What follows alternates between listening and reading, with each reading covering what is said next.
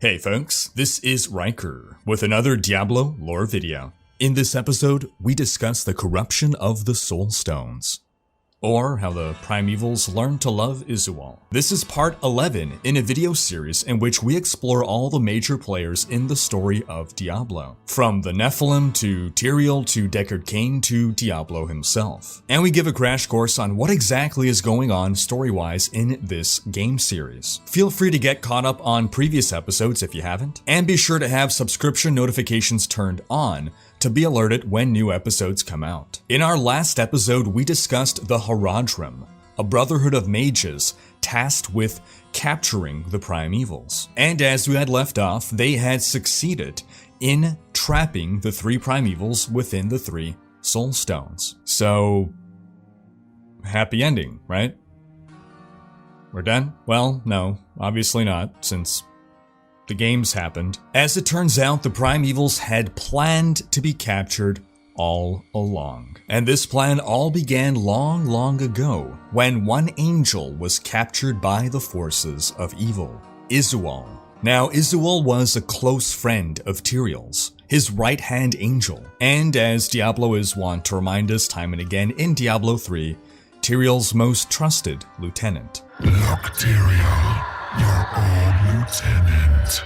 Izual was a venerated warrior in the Eternal Conflict, who wielded the rune blade Azarath, which is depicted as a sword in Diablo 2 and Diablo 3. At some point in the past, Izual learned that the forces of hell were forging a new demon blade, Shadowfang, and he wanted to stop them before they finished it. Since Shadowfang is an item drop in Diablo 2, he obviously didn't succeed. But to try, Izual would need to lead an assault on the hellforge, a magical forge found at the heart of Baal's realm of destruction within the burning hells. This is where hell's greatest weapons were created.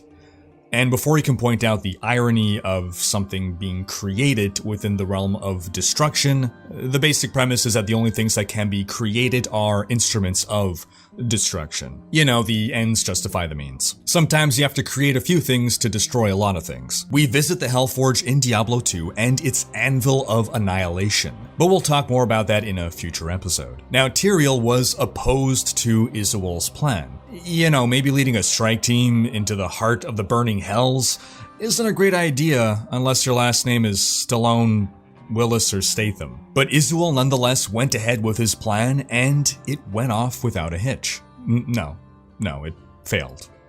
Spectacularly. Not only did Izual not manage to destroy Shadowfang, he also got himself captured by the Prime Evils.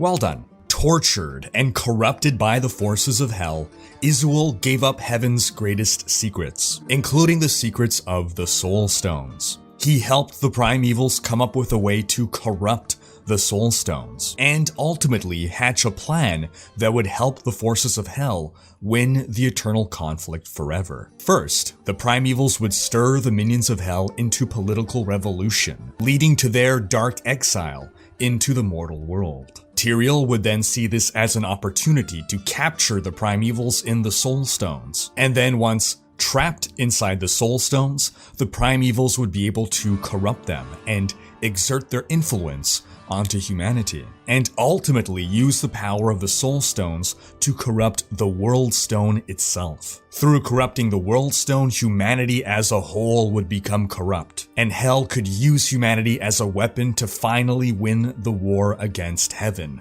This is some 4D chess. For his tremendous service to the Prime Evils, Izual was made a Lord of Hell and rewarded with bountiful riches.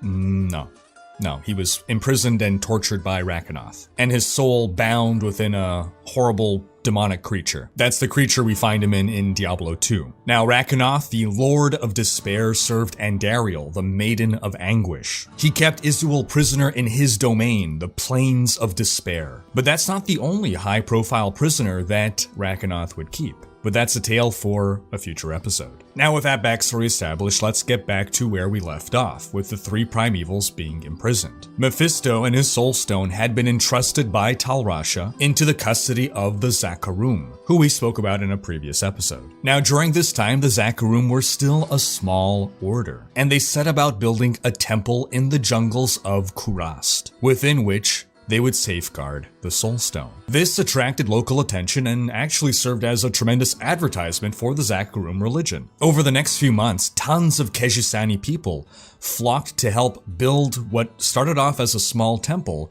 and eventually grew into the temple city of Travancore. The Zakarum faith grew into the dominant religion of the East, and Travancore became its holiest site and the most heavily guarded place in all of Kejistan. So, pretty safe place to keep Mephisto's Soulstone, right? Well, slowly, insidiously, Mephisto was able to exert his power through the Soulstone, sending thoughts and influences that would corrupt the Zakarum faith.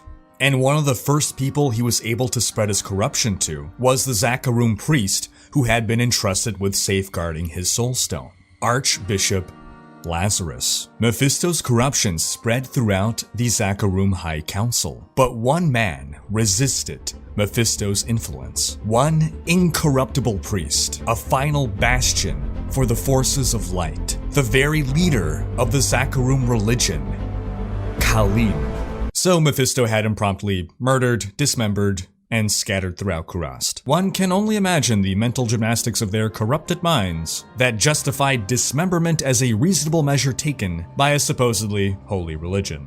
A new leader of the Zakarum was then chosen, Sankakur, who was far more corruptible and thus far less likely to require dismemberment. Now, Lazarus was a highly regarded member of the Zakarum, but as Mephisto's corruption continued to take hold, the Archbishop became increasingly insubordinate of the still somehow mostly good-aligned leaders of the Zakarum. Sankakur, who was not completely corrupted at this point, threatened to have Lazarus replaced if he wouldn't behave. In fact, since Lazarus was the sole guardian of Mephisto's Soulstone, the thought even occurred to Sankakur that maybe this Soulstone is having some effect on Lazarus. Little did he know. Now, with his pawns all in place, Mephisto had the High Council of the Zakarum destroy his Soulstone, thus freeing his spirit. The Soulstone shattered into 7 pieces, and 6 of those pieces were driven into the left palms of the priests of the High Council. You can literally see the shards of Mephisto's Soulstone in the council members that you fight in Diablo 2. The 7th and largest piece of the Soulstone was reserved for Sankakur, allowing Mephisto to take the man as a host body. Mephisto then influenced the Zakarum High Council into creating the Compelling Orb, which would serve as a sort of Wi-Fi range extender and allow him to spread his influence throughout all of Kurast. Okay, now we'll come back to Mephisto in a moment. While Mephisto's Soulstone had been kept in Travancore, Diablo's Soulstone, as you might recall, was across the sea, to the west, with a Heraldric monastery built atop it. Now, over time, farmers and settlers created villages around the Heraldric monastery, including a little town called Tristram, which was the closest to the monastery. As generations went by, Diablo's threat was taken less and less seriously. The Heraldric Order faded into legend and the Heraldric Monastery became abandoned. And the neighboring villagers forgot about what horrors lay buried beneath the monastery. Diablo's Soulstone. We're talking about Diablo's Soulstone. So, back in Kurast now, Phase 1 of Mephisto's plan was complete. But now he had to free his brothers as well. So he sent Lazarus west, across the sea, under the guise of a holy pilgrimage to solidify the Zakarum faith and its power in Khanduras. Lazarus convinced a highly religious Eastern lord, Leoric, to move to Khanduras with him and in the name of the Zakarum declare himself king. In addition to his family, Leoric brought with him a group of priests and knights that he called the Order of Light. And, of course, Lazarus, who became his trusted advisor. Once in Khanduras, Lazarus manipulated Leoric into selecting the little town of Tristram as his capital. and the old abandoned monastery as his seat of power. Leoric wasn't exactly impressed by the decrepit old building, nor with this little backwater village, but apparently Lazarus could be very convincing. The previously kingless people of Kandurus were initially opposed to the idea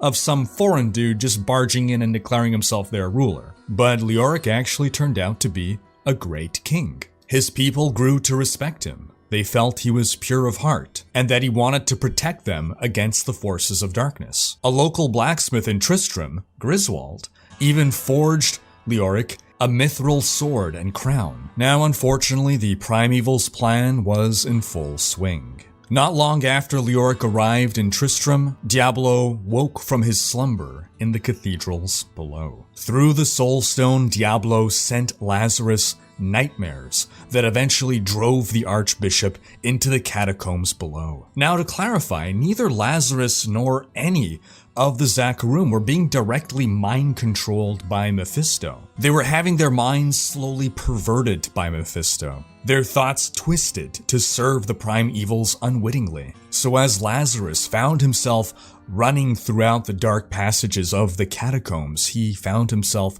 filled with terror. He eventually arrived at the chamber that housed Diablo's Soulstone, and at this point, his will was utterly shattered and he was no longer in control of his body. He grabbed the Soulstone, uttered an incantation in words that no mortal had spoken for centuries, and shattered the Soulstone on the floor, thus freeing Diablo. Diablo rewarded Lazarus with forbidden lore, knowledge of the existence of heaven and hell, the eternal conflict, and the Prime Evils' plan for ultimate victory. Lazarus then became Diablo's servant and helped him regain his power, because as a spirit, Diablo existed in a weakened form. To regain his strength, he must possess a mortal to anchor himself into the mortal world. But Diablo was picky. He didn't want to take just any host. No, he wanted the most powerful host available, King Leoric. But would Diablo be able to possess King Leoric? What was to become of Baal and his Soulstone? Would the Prime Evils succeed in their plan of corrupting the World Stone? All these questions and more will be answered as we continue to explore this Diablo lore series. Stay tuned. Until then, be sure to have caught up on past episodes. Thanks for watching. Special thanks to my Twitch, Patreon, and YouTube supporters for making these videos possible. If you like what you see on this channel and want to support the creation of more content, you can consider pledging on YouTube or Patreon and unlocking behind-the-scenes content, monthly virtual hangouts, and more. If you enjoyed this video, please share it, check out these other videos, and subscribe to join Rikers Raiders for more Diablo content.